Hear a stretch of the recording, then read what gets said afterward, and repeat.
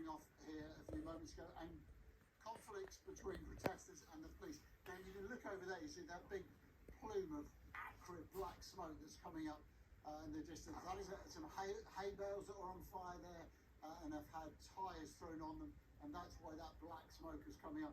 And look over here, you see these are some of the tractors that have descended on Brussels this morning. It is reckoned that there are 1,000 tractors in this city. I have to say, you don't normally ever see a tractor in the middle of Brussels, and they are gumming up here, the political heart of Europe. Let me tell you exactly where we are. That's the European Parliament over there. Now, I just spoke to one Spanish farmer who said that their focus is on the European elections later this year and looking for the politicians who are going to support them in their grievances, because of course this protest is part of a much bigger series of protests across Europe, in France, Germany, Netherlands, here in Belgium, Spain, Italy, and so on, protesting about the squeezed costs that they say are more and more making their livelihoods unsustainable. And one thing you keep hearing is they say the rules are not applied equally, and also free trade agreements mean they're being undercut by imports from around the world, whether that's meat or fruit or vegetable, including grain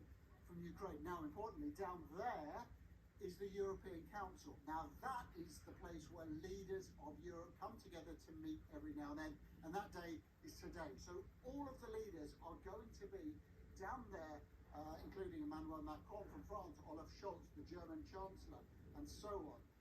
And although officially they're not talking about these farmers' protests, it is hard to believe that with all this smoke and noise and discourse going on here, that it won't get some kind of reflection from leaders. Face that question.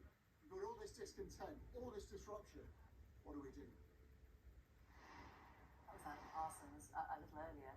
This is the situation now. You can still see the plumes of smoke rising from the fires that they have built in the centre of Brussels here. A culmination of weeks of protests across Europe. Farmers, of course, saying it's harder than ever to make a decent living as energy and fertiliser costs surge. They're certainly hoping that there will be some response to what they are doing today, but we've seen protests here in Brussels, we've seen protests in the motorways across Europe as well, and the farmers seem resolute. They say will continue to protest until the legislators listen to their concerns.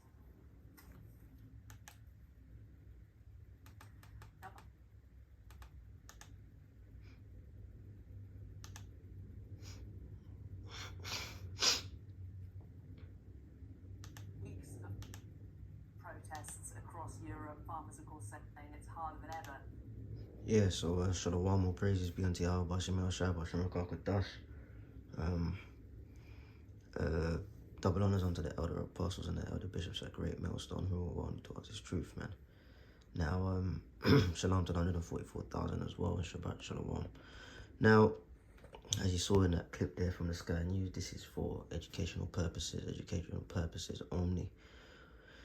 Fair use. And you know, what comes to mind is scripture is quick and impromptu.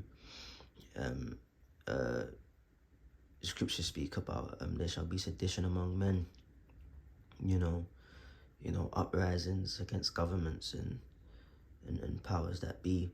You know, you got the farmers out there outside of the European Union, you know, creating fires and rioting, you know, because the cost of certain things which are essential in farming, they're not really getting their fair cut, and, you know, they're not being able to live off their occupation, man.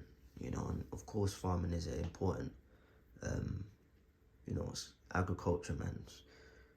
You know, it's an ancient occupation which will forever be relevant, man. You know, and it's all feeding into, you know, the scarcity of product and things of that nature, man. You know, it ties into so many things, but again, this is just prophecy, you know, that people are having enough and people are going straight to the top. You know, there shall be sedition among men, you know, fires just outside unions, European unions, and people saying they're not moving until they've had, you know, they get what they want, what they need, you know. So this is another thing to keep our eyes on, man, because you know, serious times are in, man. You know, okay, people wanted to forget about Brexit, You know, now the repercussions of Brexit is finally being felt. You know, over here in England, you know, things are getting fucked up, man. So this is prophecy, man. You know, 2nd Ezra, the 15th chapter, 2nd Ezra's 16th chapter. You know, and other scriptures as well, man. It's happening, man.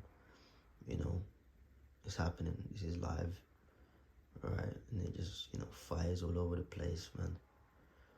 You know, so many things to report on, man. So the scriptures speak about it, man. At the end it shall speak and not lie. All the prophecies that we were told and taught of in scripture and have rehearsed and memorized and have ingrained in our minds, we're now seeing it being lived out, man. So it's a beautiful thing to see, but more signs of the end, man. More signs of the end.